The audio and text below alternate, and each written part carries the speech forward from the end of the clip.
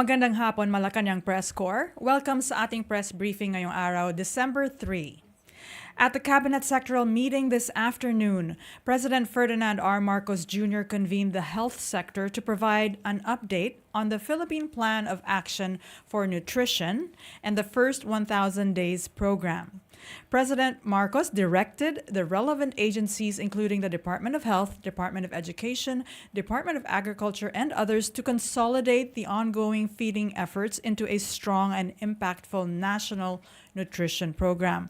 The Philippines is experiencing a triple burden of malnutrition. These include undernutrition, micronutrient deficiency, and overnutrition or obesity.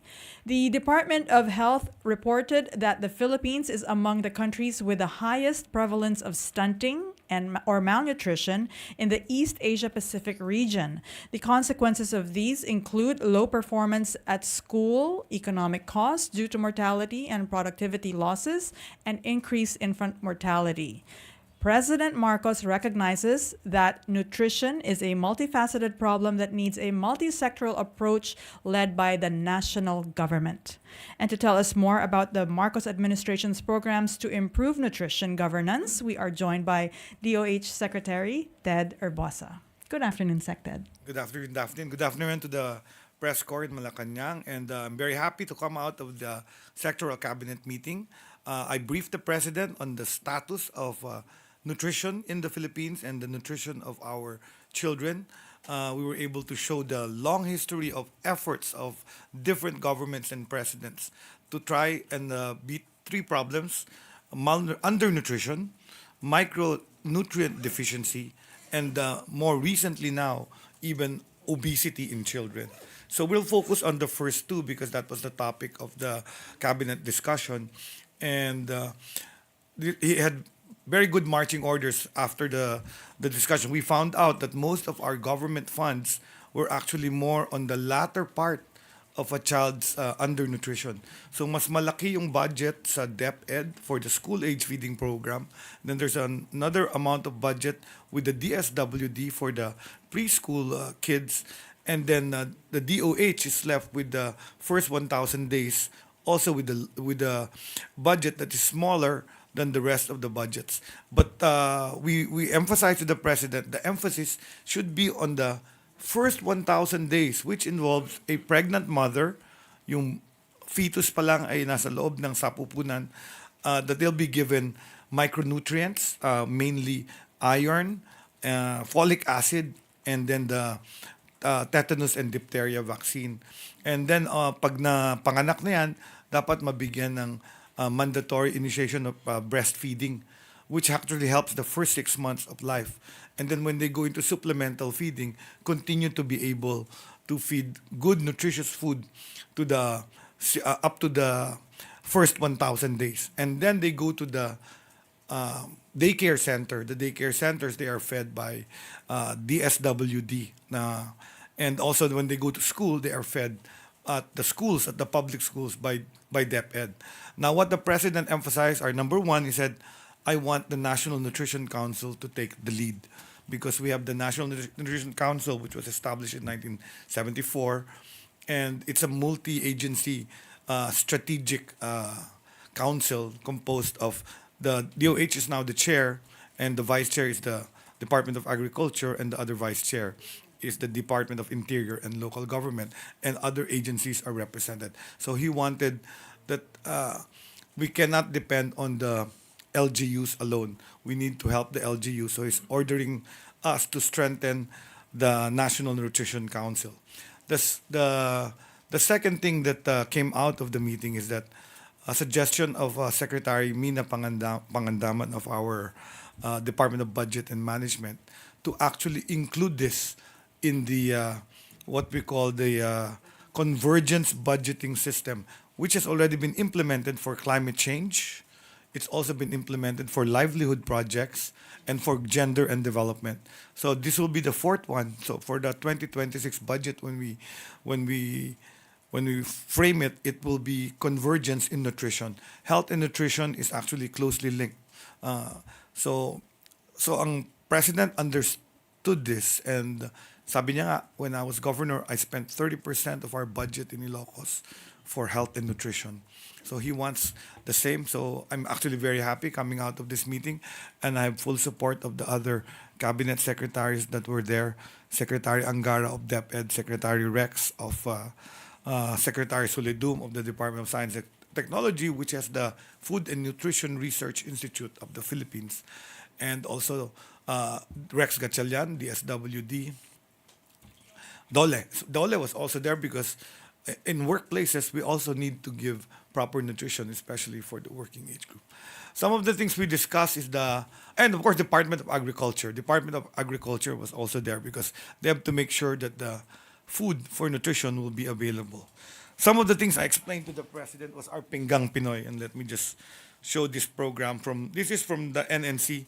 We will give this to the PCO for distribution, and we have several for different age groups. The Go Grow foods for the different age group. This is for pregnant and lactating mothers, so they have the diets available for them. This is for the preschool youth, 3 to 5. These are for the school age, 13 to 18, and then of course the even adults for adults, and the different age groups. So these are the meal plans that are actually, we'll have it given to the PCO so that you can be given copies, and we will leave this here for more information.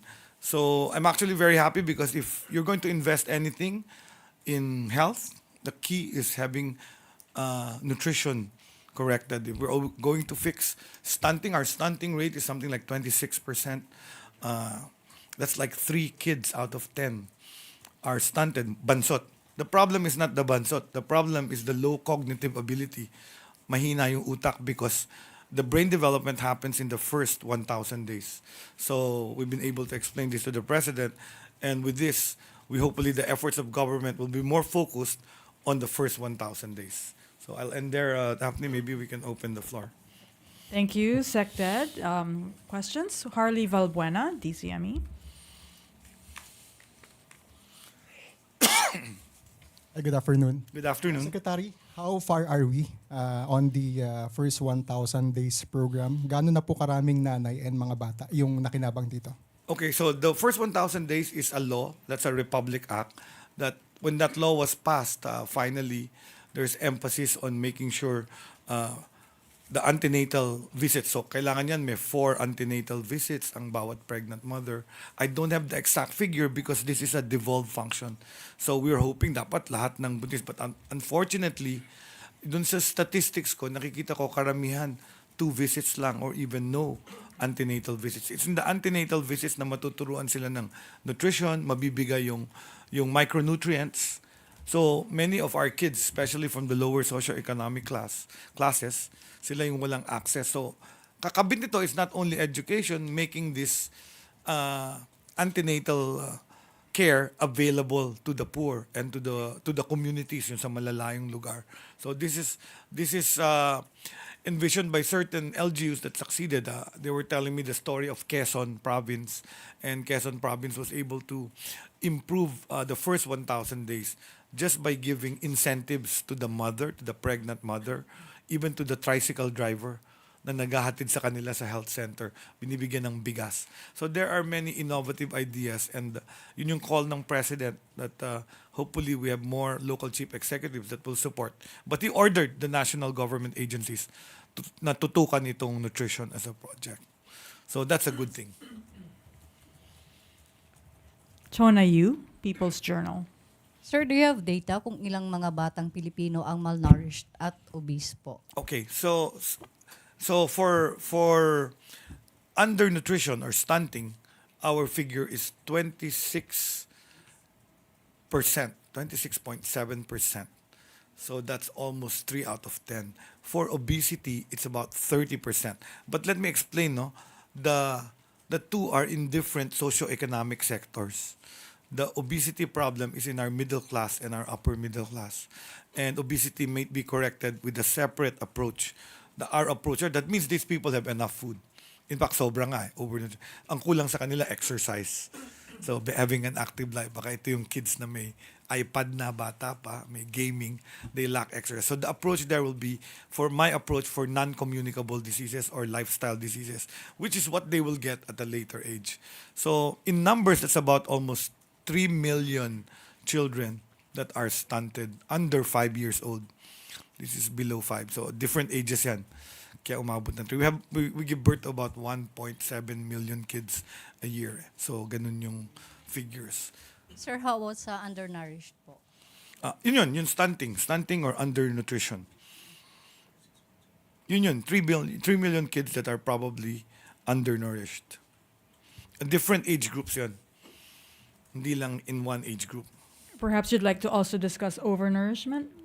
Or- Obesity naman, obesity, 30%. So parang ganun din yun around that figure. But it's a different problem. It's really food choice, mataas ang cholesterol, mataas ang carbs, only rice, malakas kumain ng kanin, maraming sweets. That was also discussed in the meeting.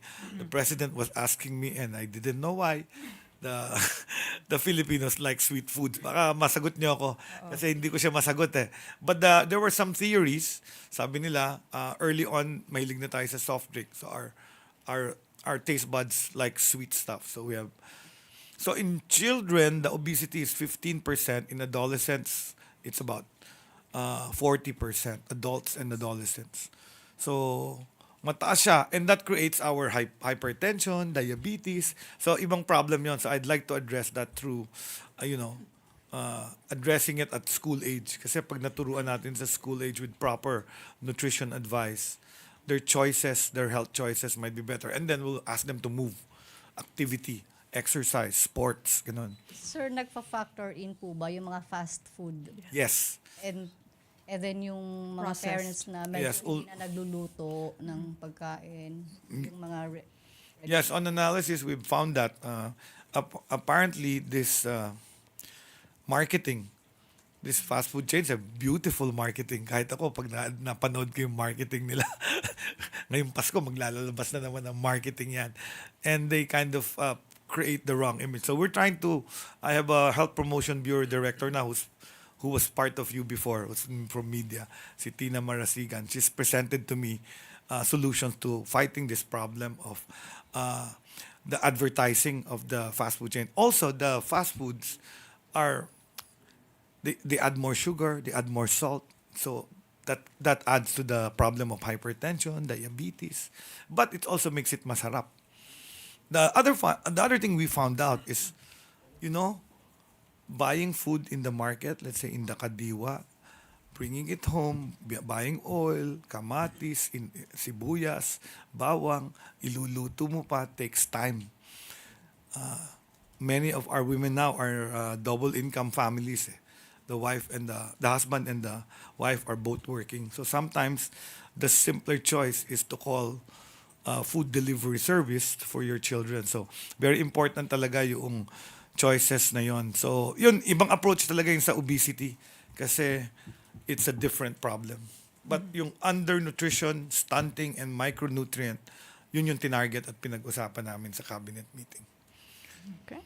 Katrina Domingo, ABS-CBN. Hi, sir. Good afternoon. Sir, you mentioned that the president wants most of our government funds to be spent on the first 1,000 days. Hindi Currently, naman most. sir, Many well, problems. there's a shift. So currently, in terms of percentage, how much is being allocated to the latter part of a child's? Okay, for the Department of Health, we have something like $500 million for that program, for the micronutrients and the Safe Motherhood program. The SWD has like $5 billion for the preschool feeding program, and DepEd has like $12 billion for the school age feeding program. By the way, that's big because by law they're supposed to feed from kindergarten to grade 7. So they're supposed to feed everything. Kaya ang laki. The National Nutrition Council has only 208 million as our yearly budget. So that's the council that does the strategy. And then now, we've also implemented the Tutok Kainan, which is a program to actually implement feeding in underage children.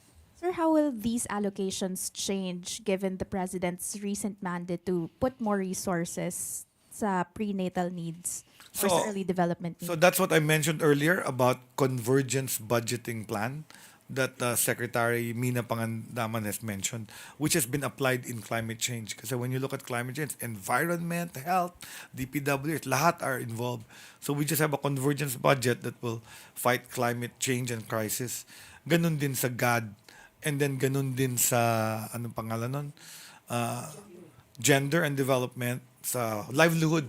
There's the newest one that they ask for convergence budgeting kasi may livelihood sa iba-ibang agencies sa DOLE, may livelihood sa DSWD. So parang yung vision niya, sabi ni Secretary Pangandaman, ganyan na rin ang gawin natin, Mr. President. When we do the 2026 budget, we should actually have convergence so we know exactly what we're spending for.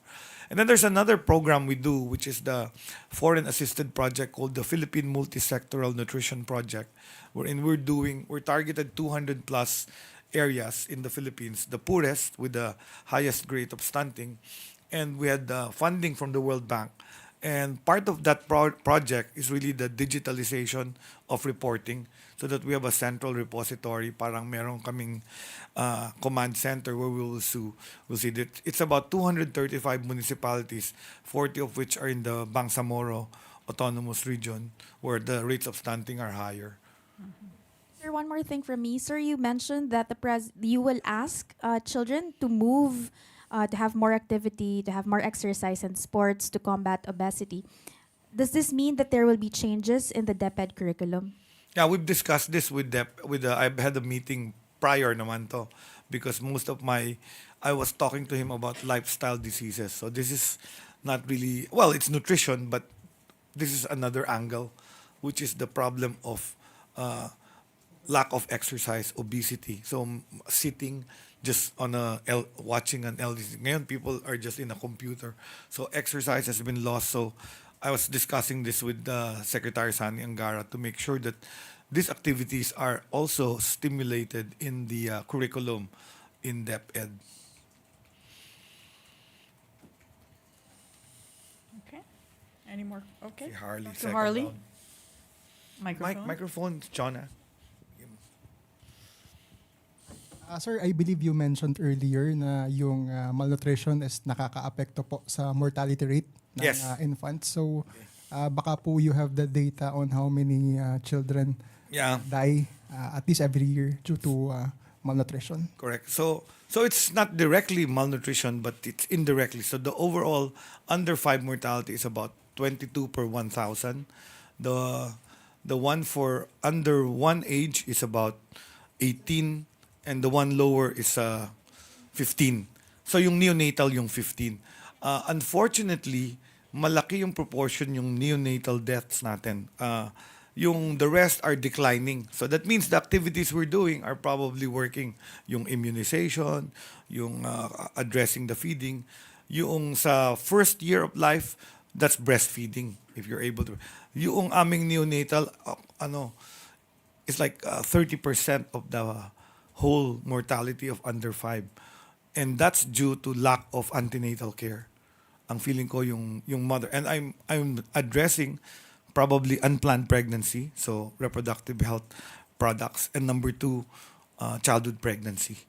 I'm looking at that as the source of that problem because maybe the kids that are pregnant, children, probably don't even want to eat because they don't want to see the bump visible.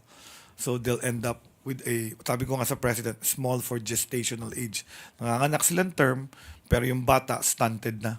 Pinanganak pa lang, agrabyado na siya. Tapos hindi nag-antenatal visit yun. Hindi siya nabigyan ng folic acid. And folic acid is needed for the brain. Hindi siya nabigyan ng iron. So, baka anemic yun. So these are the things we're trying to correct. For the childhood pregnancy, my thinking is, if I just am able to make modern methods of contraception available, I can have that. I can have the mortalities due to childhood pregnancies. Sir, how about po on the obesity? Meron din po mga bata na namamatay due to being No, obese. they die at 25. 35, they have hypertension. So, later pa yun. Later yun mag-feel. So, we have people now, you probably have friends that are 35, 40 having a heart attack or a stroke. That's kakakain yun nung mamantika. matataba at maaalat at matatamis. And then our disease burden in the country is kidney disease, di ba? Ang pinakamalaking gastos natin ay pa-dialysis. You probably all know friends who are on dialysis. Ask them why why they're on dialysis. Diabetic nephropathy. So that's the sugar we're actually eating. Kaya naging discussion sa cabinet yung bakit matamis yung panlasa ng Pilipino. So that's the question. Spaghetti natin may sugar eh. Tayo lang yata sa buong mundo ang spaghetti na may sugar. Spaghetti. Yes. Let's go back to Katrina. Sir, just a clarification. You mentioned that if you can make more modern methods of contraception available, you will. What more modern contraceptives are we talking about? And will you go to as far as lowering the age of, of people who can have access to contraception? Correct. So there's some, like for example, Implanon. Implanon is the implantable instead of taking pills. It's a more convenient one because you put it there and the girl or the woman is protected. Making that available to adolescents is going to be protective for unplanned pregnancies. I think the problem is the unplanned pregnancy. If it's a planned pregnancy, sigurado ko the nutrition will be taken care of, di ba? Magpapa-prenatal yan. The diet will be monitored. But it's the unplanned pregnancy that gives us the low birth weight, yung tinatawag, small for gestational age or low birth weight. Pangkakapanganak pa lang, mababa na. Tapos, you end up with taking care of this.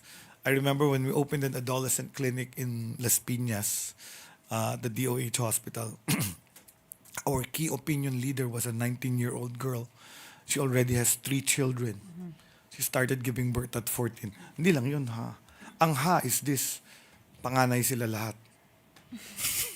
Panganay sila lahat, ibig sabihin nun, iba-ibang father. Imagine you're 19, your problem is raising 3 children. Your childhood is stolen kasi baka hindi niya natapos yung high school, hindi pa makakapag-college yan. So that has a great effect. So to me, those 3 are probably unplanned pregnancies. So very important that we protect our children also. So malaking bagay yung planned pregnancy para yung antenatal visits nagagawa at nabibigay. Sir, will you push to institutionalize that program on making implants available to adolescents? We already have the reproductive health law. I just have to make it available in clinics and probably for people to ask it.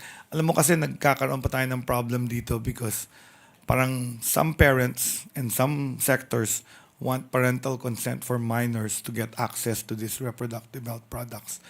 Huwag na tayong maglokohan kasi they have sex anyway. So, hindi ko naman sila mahinto to have sex, right? So, probably give them protection for safe sex that will not have unprotected.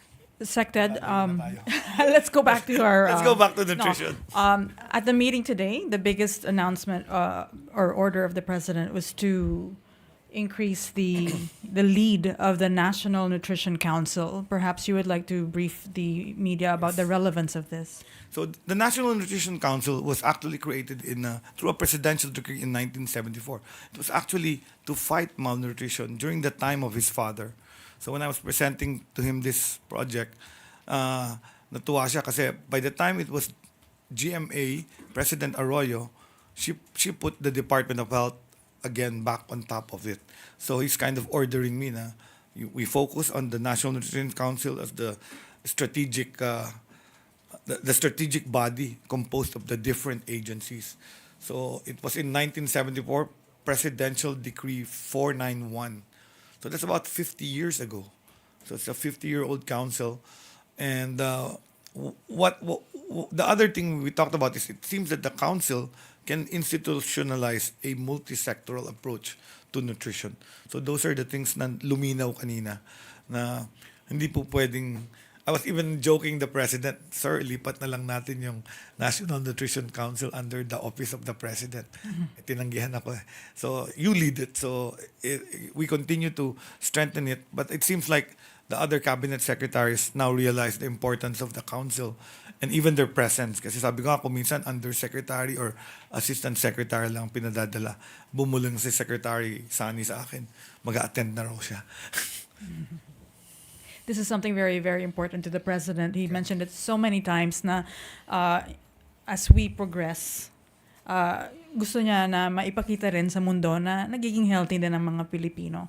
Dahil the nutrition problem actually impacts our economic progress. It costs our government when our citizens get sick. At the same time, yung productivity losses ng ating workforce.